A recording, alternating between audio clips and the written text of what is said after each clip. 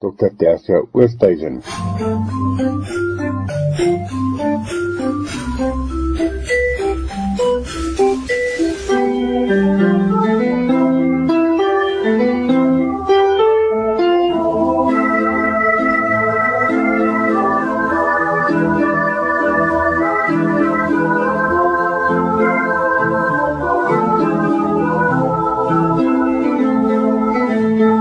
Lig op geestesgesondheid, Dr. Tersia Oosthuizen van die Noordwes Universiteit, bedryfs- en voorligtingsielkundige.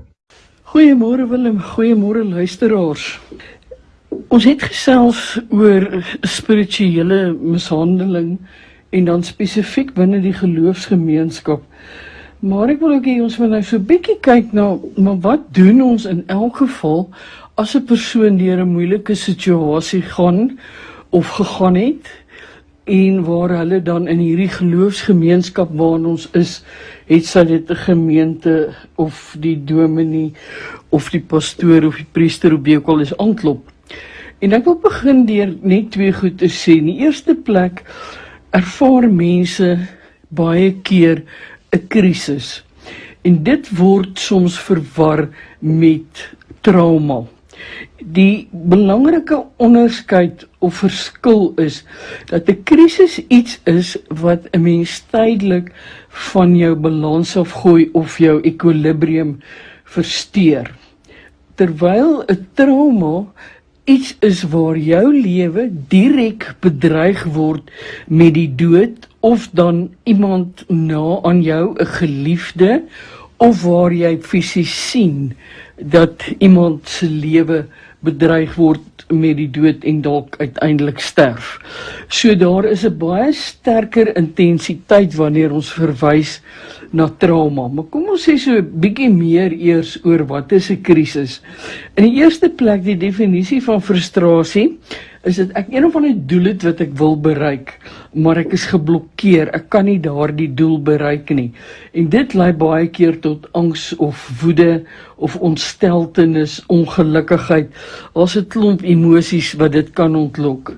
Maar in wese beteken dit, as ek 'n krisis ervaar, dan is daar een of ander iets wat gebeur het, wat my lewensdoelwitte sodanig beïnvloed, dat dit vir my voel, ek kan dit nie oorkom nie. So dit is meer en verder as frustrasie. Die rede hoekom ek hier gepraat het ook van frustrasie is omdat ek dink 'n mens baie keer frustrasie en 'n krisis met mekaar verwar. En as ek nou trappe van vergelyking hier kan inbring, wat nou nie eintlik seker baie wetenskaplik is nie, sal ek sê frustrasies en dit wat daarmee gaan is op die eerste vlak, en dan krisisse en die erns daarvan op die tweede vlak, en die mees intense vlak sal dan 'n trauma wees. Maar soos ek sê, vrywaring, dit is maar net om dit makliker te verduidelik. 'n Krisis kan natuurlik ook ontstaan na afloop van 'n traumatiese ervaring. Kom ons sê byvoorbeeld die broodwinner het gesterf en die trauma daarmee, die verlies en alles is nou min of meer tydelik hanteer.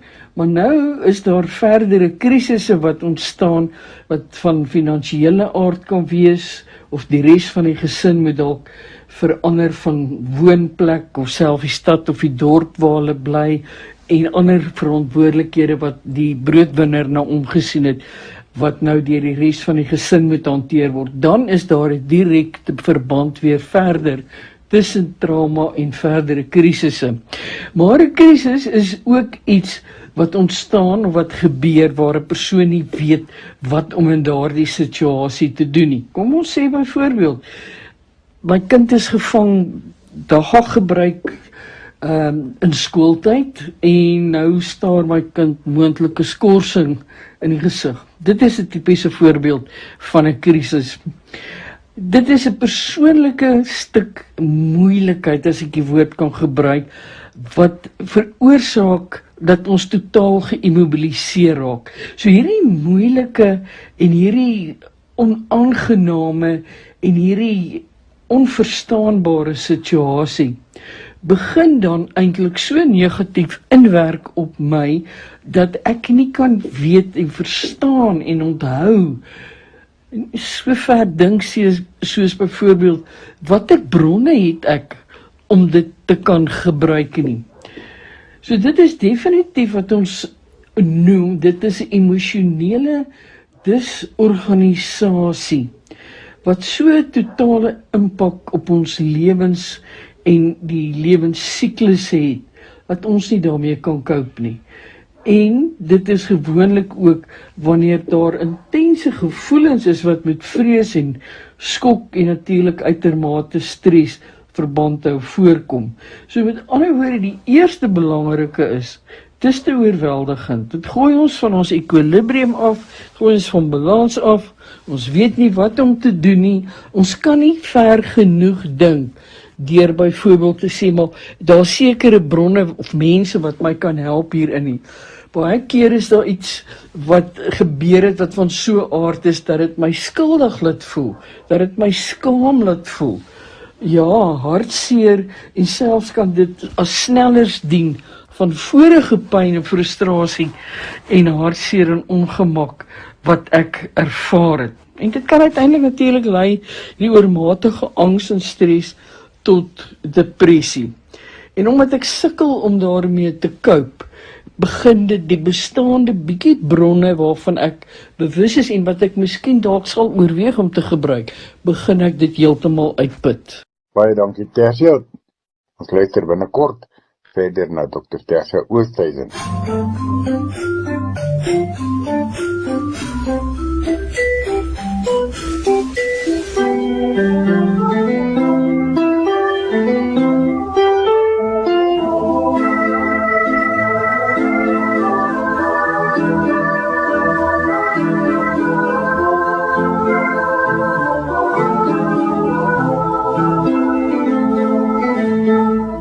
Luisteraars, wat nou? Indien persone binne ons geloofsgemeenskappe om hulp kom aanklop, wat is hierdie sogenaamde krisis of trauma gebaseerde omgee? En dit is 'n baie basiese eerste paar stappe. En ek dink, as ons kan begin by die feit dat ons 'n veilige, ondersteunende omgewing moet skep. Om terug te kom na trauma, vir baie jare is daar geglo wanneer 'n mens oor trauma praat, moet jy dit herhaal en herhaal en herhaal tot jy al die detail van alles wat rondom hierdie trauma gebeur het aan die persoon aan wie jy dit vertel moet sê. Nee, dit is 'n model waarvan daar wegbeweeg is nadat navorsing bewys het ons hertraumatiseer persone. As iemand wat byvoorbeeld deur 'n ernstige trauma gegaan het, dit kan vertel waarmee hulle gemaklik is, dan is dit waarmee ek werk.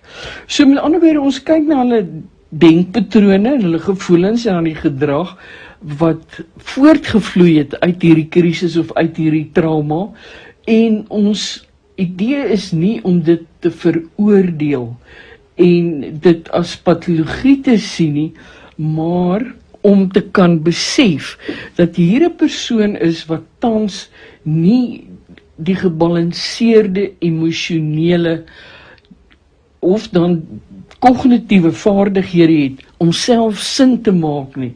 Hulle is absoluut oorweldig. So deur 'n veilige ruimte te skep, beteken dit ek kan begin om werklik na die persoon te luister.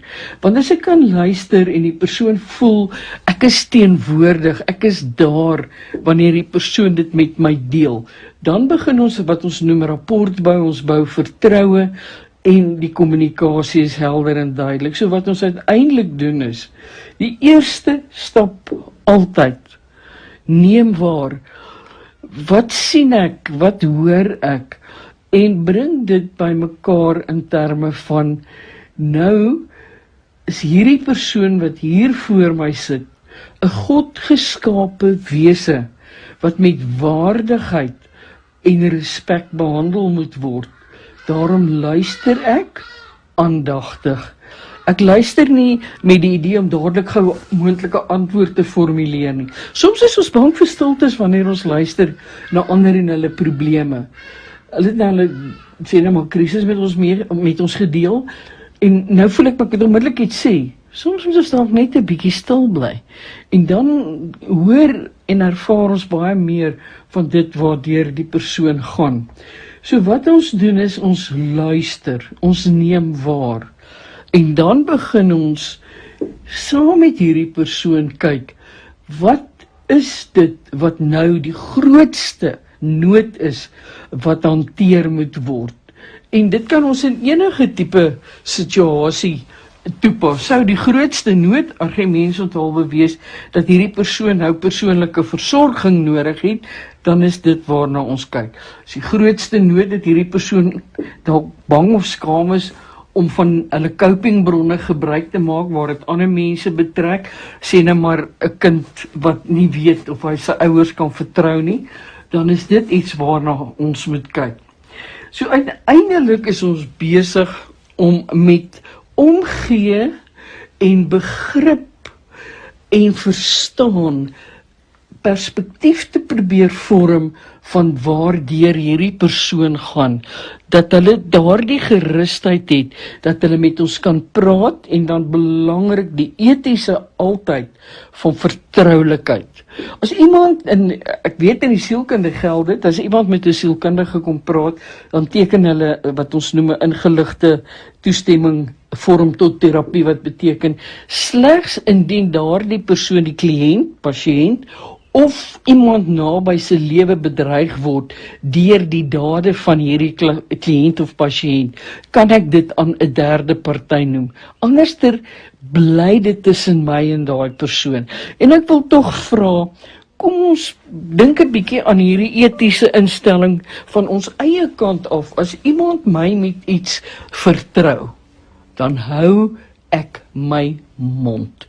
Ek praat nie daaroor nie, want dit is dan wanneer ons die situasie kry dat iemand in die geloofsgemeenskap by een of ander groepie ietsie sê en vertroue en gebed en ondersteuning vra, en môre dan lê dit in al die strate rond.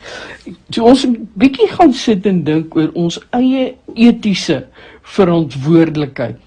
Dan moet ons ook weet, wanneer iemand met ons kom praat, plaas dit ons eintlik in 'n tipe van 'n magsposisie. So hoe hanteer ek dit, sonder om as die alwetende oor te kom wat al die antwoorde het. En wat ons uiteindelik doen is, ons help die persoon om die sterktes in hulle self te ontdek, wat hulle daartoe gaan lei om weer hierdie balans terug te kry. En daarom moet ons partykeer meer as een keer met 'n persoon spesifiek oor 'n pad vorentoe, spesifieke aspekte, spesifiseerders gaan identifiseer stap vir stap. Ek wil graag 'n bietjie meer hierop fokus volgende keer, in opsigte van die intervensie, die hulpverlening spesifiek. Maar vir nou wil ek sê, mag elkeen 'n heerlike geseënde week hê en warm bly. Dit was dan Dr. Tersia Oosthuizen met lig op geestesgesondheid.